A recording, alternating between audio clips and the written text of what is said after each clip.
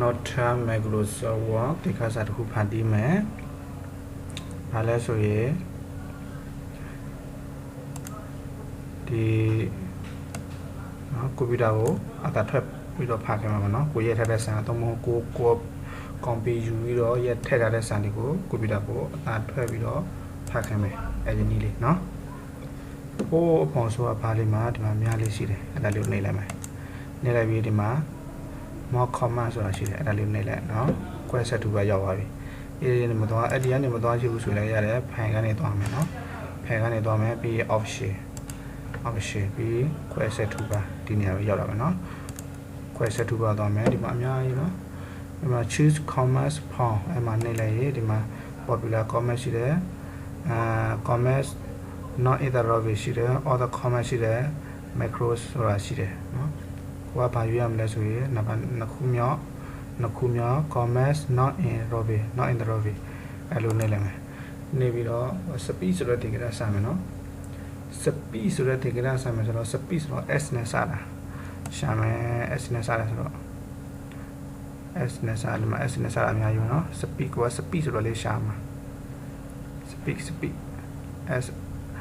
sp တွေ့ပြီဒီမှာ speed နော် speed ဆိုတဲ့ data လေးဒီမှာတော့ထည့်ထားပြီးသား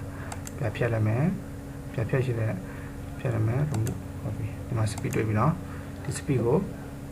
select ပြလိုက်ပြီး r ကိုနှိပ်လိုက်မယ် add r နှိပ်လိုက်ဟိုဘက်ရောက်သွားပြီဒီဘက်ချရောက်သွားပြီအဲ့ဒါဆိုဟိုအပေါ်ကဘာရောက်သွားပြီပြီး okay နှိပ်လိုက်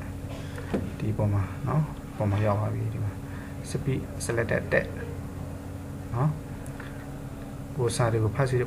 တဲ့စာတွေလို့ select ပြလိုက်ပြီးအဲ့ဒီ close လေးနှိပ်လိုက်အဲ့ဒါဆိုသူဖတ်ပြလိမ့်မယ်ကိုကတဝက်ပဲ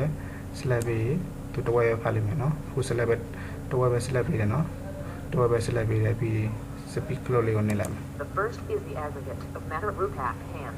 အဲ့ဒါသူဖတ်ပြတဲ့အတာတော့မရှိဘူးဒါပေမဲ့တချို့ပေါ်ကပူလာပြီးတဲ့အတာထွက်တော့ရလိမ့်မယ်အတာထွက်တော့မရှိဘူး and also the derivatives ပြေးလို့လည်းရတယ်ပြေးပြပိတ်လိုက် The first is the ပြေးလိုက်အခုလို့ select ပြီးသူအခုလို့ဖတ်ပေးလိမ့်မယ်နော်ပြီးအဲ့ speed close လေးကိုနှိပ်လိုက်မယ် The first is the aggregate of matter group path အခု select ပြီးအခုဖတ်ပေးတယ်တဝက်ကြပဲ select ပြီးတဝက်ကြပဲဖတ်ပေးတယ်ဖတ်တဲ့ချိန်မှာ page လေးပိတ်လို့ရတယ်အဲ့ဒီမှာပိတ်လိုက်ဒီချက်ပြောက်သွားပြီအဲ့ပိတ်လိုက်တယ်နော်ဒါက